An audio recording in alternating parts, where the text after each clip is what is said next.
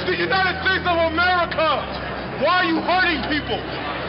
If you want to go kill and hurt people, go to Iraq. Why y'all doing this to people? Y'all walk around in riot gear like this is a war. I saw them beating people, people that had nothing to do with anything, just grabbing people out of the crowd. There's no honor in that. My mom, my father, everybody has served in Iraq, Afghanistan war. I did 14 months in Iraq. My father was in Afghanistan. My mother did a year in Iraq. We fought for this country. I don't come home. I'm in New York City. I am from New York City, and these cops are hurting people that I fought to protect. There's no reason for this. There's no honor in hurting unarmed civilians, and I won't let it happen. Have a good night. I served with Kilo Company, 3rd Battalion, 8th Marines as an automatic machine gunner. There's a term, once a Marine, always a Marine. But there's also the term, eat the apple, F the core. I don't work for you no more. What sort of training did you have as a Marine? I mean, were you given cultural awareness? This Republican-Democrat thing, all the world is a stage. Obama is a puppet. He reads the script, he's a teleprompter reader, that's his official job, he doesn't make any decisions. Strings? The powers that be that have the majority of power in this world are those that control the financial system. The financial crisis engineered by these same criminals who are the ultimate fraudsters of the world. The Federal Reserve, the European Central Bank, those are the real string pullers, that's real power. War is out of control, and those who are destroying this world by fraud and deception is what's out of control.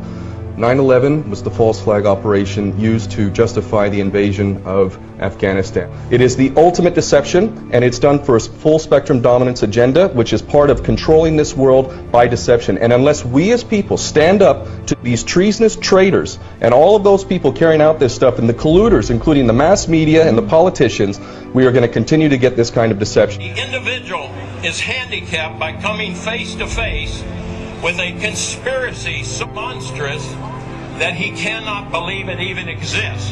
And that's the problem we have today. This conspiracy is so monstrous, so demonic, that we tell people about it and they say, you're crazy, this is America, it can't happen here. We have all the evidence needed to prove to anybody, if they'll just look at the evidence, that 9/11 was an inside job.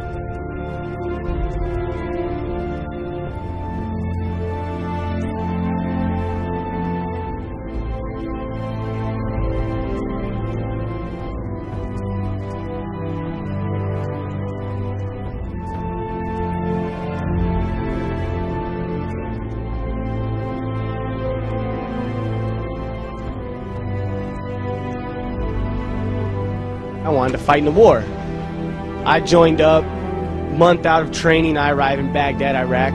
We believed 9/11 was a lie. This is in 04. Every soldier served believed 9/11 was a lie.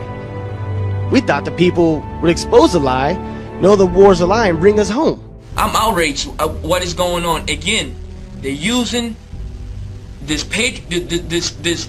idea of patriotism and honor. That's bullshit. This war is not about honor. This war is about profiteering. This war is about money. We're nothing but pawns being used for their political agendas. We need to wake up, and these politicians need to stop playing with the citizens' emotions and try to give them this emotional high and patriotism. Let's speak reality. We need to wake up America.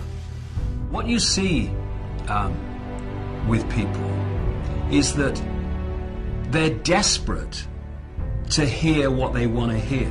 For people to say, oh no, these conspiracy theorists, they're all crazy, you know, they're all paranoid, it's not really going on, it's ridiculous, and this is done to protect you. This is done for you, you know, we're the government. This is why we're doing it. You know, watch the telly, there's a game on in a minute, and you'll be fine. And we're just going to build another concentration camp, okay? See you later. Take you to the FEMA camps being built by Halliburton right now to house 50 million Americans. They're building enough concentration camps in America. If we don't act now, we're going to lose all our rights. And I served my country. I got an honorable discharge from the Army. And I swore an oath to protect the country from all enemies, foreign and domestic. Now, these people that are operating in our government right now are criminals. Whatever you hear on TV isn't what the reality is. You are losing your rights as we speak. You got H.R. 2749, which is a Food Safety Act. and this affects the entire country. They can stop all forms of transportation in and out of the state. They can destroy vehicles. They can declare martial law, and they can shut restaurants down. They can shut down supermarkets. And that's why they put all these hot button issues out there to distract people, so they argue amongst themselves, like race and abortion and terrorism and healthcare and God only knows what else. They got you all distracted, arguing amongst each other while they're all fucking robbing us. And people don't know. I talked to people today, they didn't even know what martial law was. They're like, what's that? And when I told them, they couldn't believe it. I mean, people have to wake up. And it's unfortunate, but we're at a point right now that if people don't wake up, they're going to lose everything that they fought for. That's where we fell off. We were out watching football or basketball or baseball or going on the beach or talking on the internet or texting each other, whatever the case may be. The last nail is being driven into the coffin of the American Republic, yet Congress remains in total denial as our liberties are rapidly fading before our eyes. The process is propelled by unwarranted fear and ignorance as to the true meaning of liberty. It is driven by economic myths.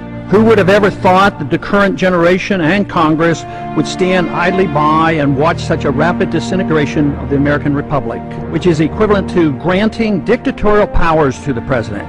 Our presidents can now, on their own, order assassinations, including American citizens, enforce indefinite imprisonments without due process, treat all Americans as suspected terrorists. It appears that the fate of the American Republic is now sealed.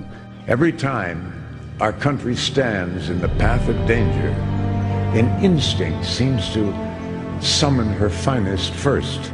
It's always the patriots who first hear the call. When loss of liberty is looming, as it is now, the siren sounds first.